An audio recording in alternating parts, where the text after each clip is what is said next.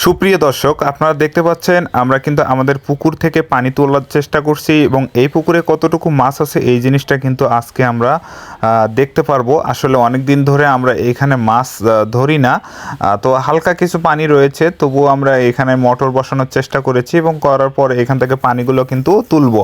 এবং আমার মনে হচ্ছিল যে এখানে কোনো মাছ নেই, তবুও কিন্তু আমরা চেষ্টা করব আজকে সবটুকু পানি তোলার পরে এখান থেকে কতটুকু মাছ পাওয়া যায়।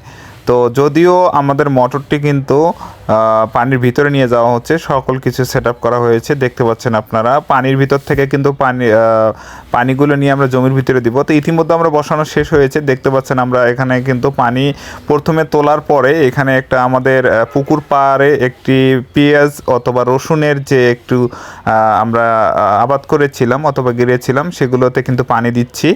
দেখতে পাচ্ছেন আপনারা মোটরের যে এত স্পিরিট হবে, অনেক সুন্দর একটা মুহূর্ত। দেখেন আমরা মোটর দিয়ে কিন্তু বেশিক্ষণ লাগবে না এই পানিগুলো তুলতে, আর সবাই কিন্তু তাকিয়ে রয়েছে। আমরা পুরো জমিতে কিন্তু আমরা পানিগুলো আগে দিয়ে নিব, তারপরে দেখতে পাচ্ছেন একটা পুরো পুকুর থেকে কিন্তু পানিগুলো চলে আসছে। এর থেকে কিন্তু আমরা পানিগুলো আগে প্রথমে এদিকে দিয়ে দিচ্ছি, তারপরে উপরে আরেকটি জমিতে দিয়ে দিব। দেখতে পাচ্ছেন একটা ছোট বাচ্চা কিন্তু এইখানে মোটরটি কন্ট্রোল করছে, কখন বন্ধ করা লাগছে কখন বন্ধ করা লাগবে না এরকম কিন্তু কন্ট্রোল করে ফেলছে, দেখতে পাচ্ছেন আপনারা।